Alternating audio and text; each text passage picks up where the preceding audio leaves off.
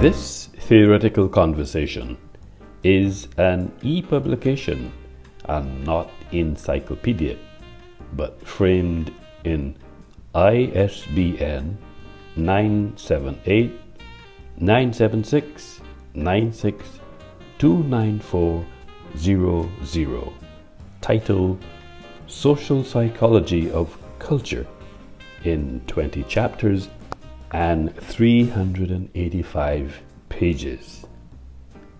This text is fixated on global citizens who are the conduits of social psychology of culture. What is very important, these global citizens are not antithetical, but are inextricably linked within any geographical space.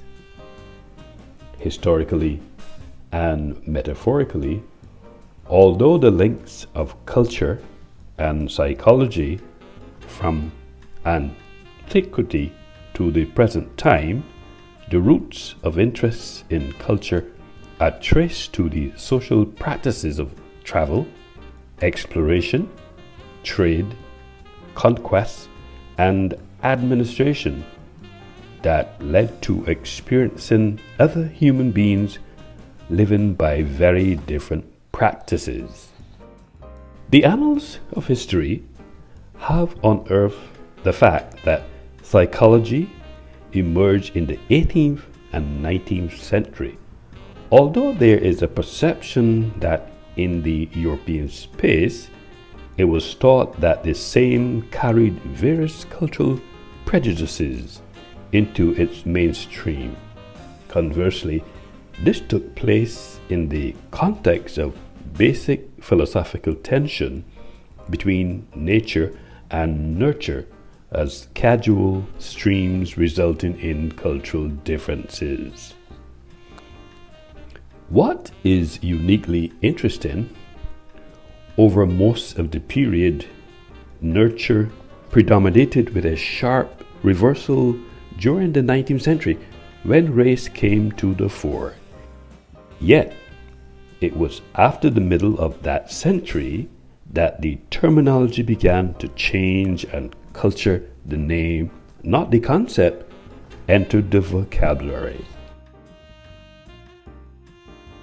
In view of the foresaid, which has set in motion the ethos whereby cultural psychology of today is in a position to see mind and culture as mutually constituted.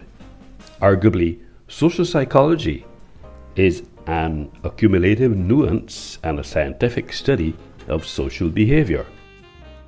Metaphorically, global citizens are considered conduits whereby this nuance is dispensed and discussed in a practical and theoretical context.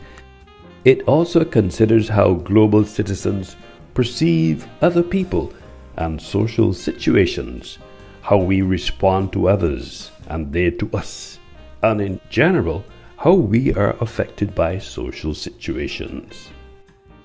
Presumably, other in this context is premised on Edward Said's theory, Orientalism, and the study of the self and the other in Orwell's Burmese days argues Orientalism is affiliated with the representation of the self or Occident and the other or Orient, in which the self is privileged, has an upper hand to define, reconstruct the passive, silent, and weak other. While Kenneth L. Kurtz also argues in America, at least from its colonial beginnings, race, religion, and ethnicity have been major sources of self-identification and identification by others. Edward Said's theory combined together with Kenneth L. Kurtz creates the framework for this conversation, social psychology of culture. Further, it should be noted that Kenneth L. Kurtz also argues, predictably, religious differences appear early in colonial history and in some colonies, these differences were the source of conflicts that were not limited to religious doctrine. In this context, the roots of these conflicts can be found in the fear of outsiders that are part of the process of personality formation in every human tribe.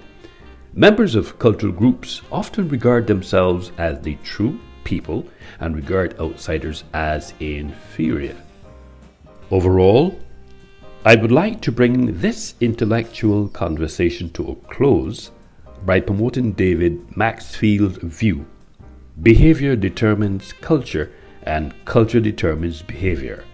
Consequently, when all of these expressions are evaluated regarding social psychology of culture, which was conceptualized, staged, analyzed and examined, opinions, comments, values, and lived experiences between the period BC and post-AD, it was just a pretext to discourse that links culture and psychology from antiquity to the present time. Most importantly, social psychology of culture is a theoretical conversation and not an encyclopaedic, but a theorized perspective framing ISBN 978-976-96-29400 in 20 chapters and 385 pages e-publication.